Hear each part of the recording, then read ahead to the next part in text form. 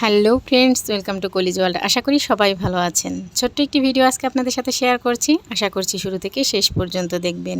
Good morning. সকাল সকাল একটু দুধ চা বানিয়ে নিলাম, আর এর মধ্যে আমাদের নাস্তা করাও শেষ হয়ে গেছে অলরেডি। আমি নাস্তার আগে কখনোই চা খাই না, আর যদিও কোনো দিন খাই তাহলে হচ্ছে কিছু খেয়ে নিই। যাই হোক, বাজার থেকে নিয়ে আসছে বিরাট বড় এক কচু। আজকে কচুরই সব রেসিপি করব। তো কচু দিয়ে ডাল রান্না করব। মুগ মাসকলাইয়ের ডাল একসাথে দিয়েছি, তো কচু দিয়ে রান্না করব। তো ডালটা অলরেডি আমি বসিয়ে দিয়েছি, ফুটে এসেছে প্রায়। এখন দিয়ে দিচ্ছি কচু। তো কচু কিন্তু সব কিছুতেই ভালো লাগে। কচু দিয়ে মাছ রান্না করলে আমার অসম্ভব মজা লাগে, আর ডাল দিয়ে রান্না করলে তো কথাই নেই। কচু দিয়ে যে কোনো তরকারি আমাদের বাসার সবারই অনেক পছন্দ। আমাদের বাসার সবার বলতে আমি, সৃজমণির বাবা, আমাদের তিনজনেরই খুব পছন্দ। আর এই যে বাড়ি থেকে রসমালাই নিয়ে আসছিল, বাড়ি থেকে বলতে বাড়ি মানিকগঞ্জ থেকে নিয়ে আসছিল আর কি। তো ওইটা সৃজমণিকে একটু দিয়ে দিলাম।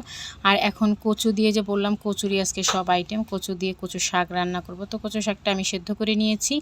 কচু শাক রান্না করতে গেলেই একটা কথাই মাথায় আসে, ইলিশ মাছের মাথা। তো ইলিশ মাছের মাথা আমি ভালো করে ভেজে নিয়েছি। তারপরে জিরে তেজপাতা ফোড়ন দিয়ে দিলাম হচ্ছে কচু শাক। কচু শাক কিন্তু আমি লবণ দিয়ে ভালো করে সেদ্ধ করে নিয়েছি। সেদ্ধ করে না নিলে গলা চুলকায়। যাই হোক, কিছুক্ষণ ভেজে নেওয়ার পর তারপরে এক এক করে মশলাগুলো দিয়ে দিব। তো হলুদ গুঁড়ো, মরিচ গুঁড়ো, ধনিয়া গুঁড়ো এগুলোই দিয়ে দেবো। জিরে গুঁড়োটা একটু পরে দেবো। আর এই কচু শাক রান্না করতে গেলে আমার একটা কথাই মনে পড়ে। ছোটোবেলায় একটা সিনেমা দেখেছিলাম, ইন্ডিয়ান একটা সিনেমা দেখেছিলাম এই কচু শাক নিয়ে। তা সেই থেকে তখন তো ছোট ছিলাম, অত একটা বুঝতাম না। খুব কান্না করেছিলাম সিনেমাটা দেখে। এতটা প্যাথেটিক ছিল, খুব ভালো লাগছিল।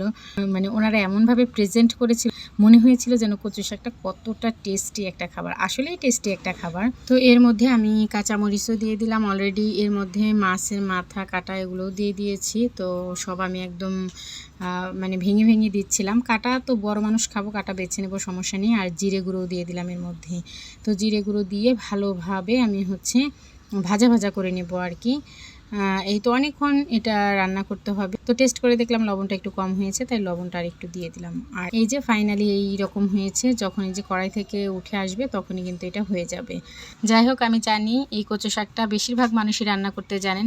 বেশিরভাগ বলতে 99% মানুষই জানেন এই কচু শাকটা এভাবে রান্না করতে হয়। তো যাই হোক, যারা জানেন না, যারা নতুন রাঁধুনি, আমিও কিন্তু একসময় নতুন রাঁধুনি ছিলাম। অনেকের কাছ থেকে শুনে রান্না করেছি, মার কাছ থেকে, শাশুড়ির কাছ থেকে শুনে রান্না করেছি। এখনও অনেকেই আছেন, আমার ভাগ্নি মাত্র বিয়ে হয়েছে, এরকম অনেকেই আছে। তো আমাকে বলে যে সিম্পল একটা রান্নাও বলে, তোমার আইডিতে গিয়ে খুঁজেছি এই রান্নাটা আছে কি না। তো সেরকমই এই রান্নাটাও সিম্পল হলে কি হবে, অনেকেই হয়তো জানেন, অনেকেই হয়তো জানেন না। তবে যারা জানেন তারা তো জানেনই, আর যারা জানেন না এভাবে রান্না করে খাবেন, অসম্ভব মজা হয় খেতে। এখানে দিয়েছি মসুর ডালের বড়া, চাল কুমড়ো ভর্তা, আর হচ্ছে কচু শাক, আর সাথে রইল ডাল। সবাই ভালো থাকবেন। আজ এ পর্যন্তই। Bye bye, tata.